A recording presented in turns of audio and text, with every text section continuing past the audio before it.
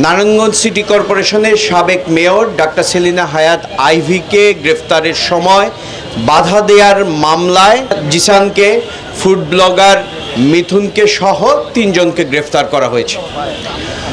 যেদিন ঘটনা ঘটলো, আমরা এখানে সাংবাদিকরা রয়েছি, আমরা সবাই নিউজ কভার করতে ওই মেয়রের বাসায় গিয়েছিলাম, কিন্তু সেখানে কিন্তু আমরা ফুড ব্লগার মিথুনকে এবং জিসানকে দেখি নাই।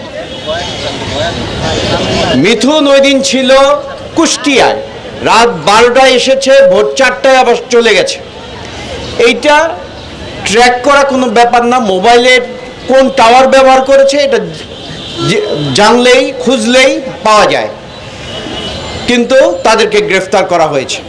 গ্রেফতার আবার কখন করা হয়েছে?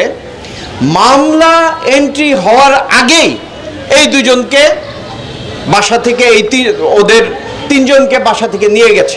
এরা সবাই এক পরিবারের লোক। আমি ওই এলাকায় খোঁজ নিয়ে যেটা জানতে পেরেছি, ওরা ভয়ে, ওদের পরিবার ভয়ে এখনো বলে না যে ওরা যেহেতু জড়িত ছিল না, ঘটনায় ছিল না, তারপরেও কেন গ্রেফতার হয়েছে ওরা ভয়ে বলে না, এখনো বলে না। ওই এলাকায় শাকিল নামে একটা বিএনপির ছেলে রয়েছে। এই ছেলেটা মামলা বাণিজ্য করে।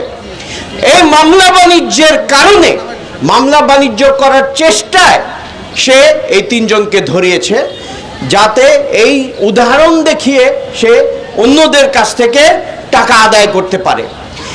এই বাণিজ্য, এই চাঁদাবাজি নারায়ণগঞ্জে ওসমান পরিবার করেছিল, তাদেরকে লাথি মেরে নারায়ণগঞ্জবাসী এই শহর থেকে বিদায় করেছে।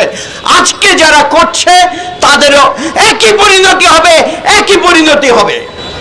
এটা ভাবার কোনো কারণ নেই যে এই চাঁদাবাজি করবেন, এই মামলাবাজি করবেন, মানুষকে হয়রানি করবেন, আর সাংবাদিকরা লিখবে না, আপনাদেরকে ছাড় দিয়ে যাবে।